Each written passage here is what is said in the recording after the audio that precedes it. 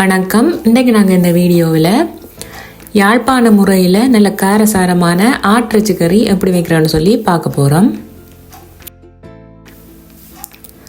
அதுக்கு நாங்கள் இன்றைக்கி ஒரு பங்கு ஆட்டிறைச்சி வாங்கியிருக்கிறோம். ஒரு பங்குன்றது கிட்டத்தட்ட 1 கிலோவுக்கு கிட்ட வருமானு நினைக்கிறேன். இப்போ வாங்க அதுக்கு தேவையான பொருட்கள் என்னென்னு சொல்லி பார்ப்போம். ஆட்டிறைச்சி, சின்ன வெங்காயம், உள்ளி, பச்சை மிளகாய், இஞ்சி, கருவேப்பிலை, அதோட தேவையான அளவு தேங்காய் பால், வீட்டிலேயே வறுத்து திரிச்ச மிளகாய்த்தூள், உப்பு, இதோட வெந்தயமும் தேவை. நாங்கள் இதில் காட்ட மறந்துட்டோம். தேவையான அளவு வெந்தயமும் எடுத்துக்கொள்ளணும். இப்போ வாங்க யாழ்ப்பாண முறையில் ஆட்டிறைச்சி கறி எப்படி வைக்கிறேன்னு சொல்லி பார்ப்போம். முதல்ல இறைச்சிக்குள்ள வெட்டி வச்சிருக்கிற சின்ன வெங்காயத்தை சேர்த்துக்கொள்கிறோம். இறைச்சி கறிகளுக்கு நாங்கள் வெங்காயம் எவ்வளோ அதிகமாக சேர்த்துக்கொள்கிறோமோ அவ்வளவு நல்லா இருக்கும். அதோட ஒரு 2-3 பச்சை மிளகா வெட்டி சேர்த்துக்கொள்கிறோம். அதோட உள்ளி, கருவேப்பிலை, வெந்தயம்,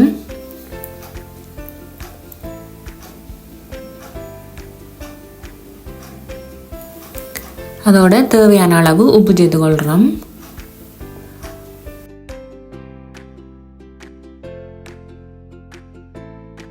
தேவையான அளவு யாழ்ப்பாண கரைமிளகாய் தூள் சேர்த்துக்கொள்கிறோம்.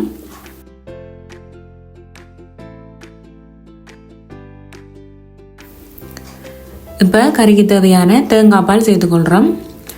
முதற்பால் 2ஆம் பால் 2ஐயும் கலந்து சேர்த்துக்கொள்கிறோம். இப்போ பால் சேர்த்தா பிறகு எல்லாத்தையும் சேர்த்து நல்லா பிசைஞ்சு பிரட்டி கொள்கிறோம். எங்களோட வீட்டில் எங்களோட அம்மா இப்படித்தான் இறைச்சி கறி வைக்கிறது. இந்த கறியாட்டும் இல்லாது கோழி இறைச்சி கறியாட்டுக்கும் இப்படி பிரட்டி வச்சா நல்லா இருக்கும். இந்தியாவில் இருந்து எங்களோட வீடியோக்களை பார்க்குற சில நண்பர்கள் கமெண்ட் பண்ணி இருந்துச்சுன்னா என்ன இவ்வளவு காரம் சேர்த்துக்கொள்கிறீங்கன்னு சொல்லி, அதாவது உரைப்பு கூட சேர்க்குறோம்னு சொல்லி. இலங்கை தமிழர்களோட உணவுகளில் நாங்கள் கொஞ்சம் அதிகமாக தான் காரம் சேர்த்துக்கொள்ளுவோம். அதுலேயும் குறிப்பாக இறைச்சி கறிகள்னு சொல்லியிருக்க காரம் கொஞ்சம் அதிகமாகவே தான் சேர்த்துக்கொள்ளுவோம். அப்போ தான் நல்லா இருக்கும். இப்போ பார்த்திங்கன்னு சொன்னால் நல்லா பிரட்டிட்டு இன்னும் கொஞ்சம் நாங்கள் தேங்காய் பால் சேர்த்துருக்குறோம் காணாதுன்னு சொல்லி கொஞ்சமாக சேர்த்துக்கொண்டு அடுப்பில் வச்சு மூடி அவிய விடுறோம். தேங்காய் பால் கணக்க தேக்க தேவையில்லை. ஏன்னு சொன்னால் ஆட்டிறைச்சியும் பிறகு தண்ணி விடும்.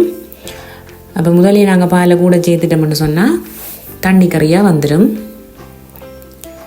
இப்போ நாங்கள் ஆட்டிறைச்சிக்கு தேவையான இஞ்சி எடுத்து இடித்து எடுத்துக்கொள்கிறோம். அதோட உள்ளியும் சேர்த்து இடித்து எடுத்து வச்சுக்கொள்ள போகிறோம்.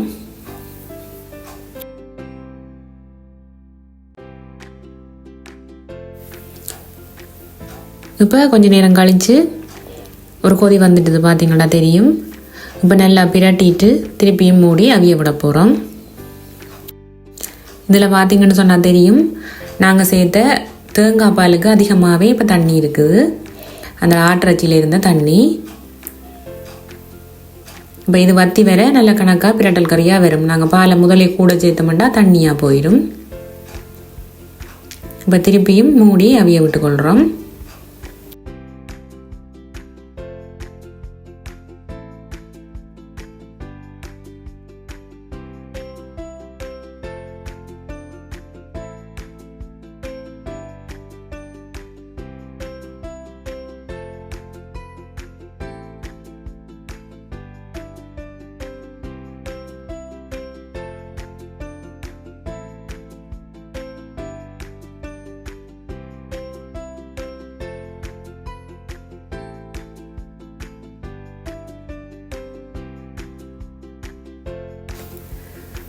இப்போ குழம்பு நல்லா வத்தி கொண்டு வரையில நாங்கள் இடித்து வச்சுருக்கிற இஞ்சி உள்ளி கிழவையை சேர்த்துக்கொள்கிறோம். சில பேர் பார்த்திங்கன்னு சொன்னால் முன்னுக்கே சேர்த்துக்கொள்ளுவினோம். ஆனால் எங்கட வீட்டில் எங்கட அம்மா அப்படி இடையில தான் சேர்த்துக்கொள்ளுவா. ஆனால் அப்படி இடையில சேர்க்குறதால கறி வந்து ஒரு நல்ல வாசமாக இருக்கும். முறக்கும் போது நல்ல வாசமாக இருக்கும். இஞ்சி உள்ளி கலவை சேர்த்தா பிறகு நல்லா அப்படி பிரட்டி விட்டுட்டு திருப்பியும் மூடி அவிய விட போகிறோம். அப்போ தான் அந்த இஞ்சி உள்ளி பச்சை வாசம் போகும்.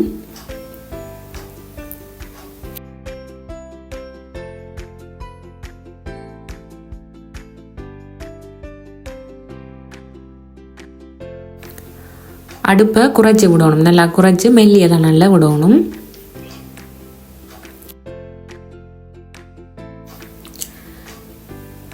இப்போ பார்த்தீங்கன்னு சொன்னால் தெரியும், குழம்பு நல்லா வற்றி வந்துட்டுது. இனி மூடி போட்டு மூட தேவையில்லை, திறந்தே விடலாம். உங்களுக்கு குழம்பு கொஞ்சம் தண்ணியாக வேணுமென்னு சொன்னால் இப்போவே அடுப்பை நிப்பாட்டி நீங்கள் இறக்கி கொள்ளலாம். இல்லைன்னு சொன்னால் இன்னும் ஒரு கொஞ்சம் வற்ற விடணுமெண்டா மூடியை திறந்தே இப்படி கொஞ்சம் நேரம் அடுப்பில் விட்டுட்டு இறக்கி கொள்ளலாம். எங்களோட வீட்டில் ஆட்டுறச்சி கறி இப்படித்தான் நாங்கள் சமைக்கிறோம். நாங்கள் எல்லாத்தையும் பிரட்டி ஒரு பிரட்டல் கறியாக வைப்போம். ஆனால் சில இடங்களில் பார்த்திங்கன்னு சொன்னால் எண்ணெய் சேர்த்து தாளித்து ரஜியும் போட்டு தாளித்து அப்படியும் வைப்பினோம். ஆனால் எங்களோட வீட்டில் எங்களோட அம்மாக்கள் இந்த பழைய கால முறைப்படி எண்ணெய் ஒன்றும் சேர்க்காமல் எல்லாத்தையும் ஒன்றா சேர்த்து பிரட்டி இப்படி பிரட்டல் கறியாக தான் வைப்பினோம். அது நல்ல ருசியாகவும் இருக்கும். இப்போ பார்த்திங்கன்னு சொன்னால் தெரியும், குழம்பு நல்லா வற்றி நல்ல பிரட்டல் கறியாக வந்துட்டு இனி அடுப்பணி பாட்டி கொண்டோம்னு சொன்னால் யாழ்ப்பாணத்தின் காரசாரமான ஆட்டிறைச்சி கறி தயார்.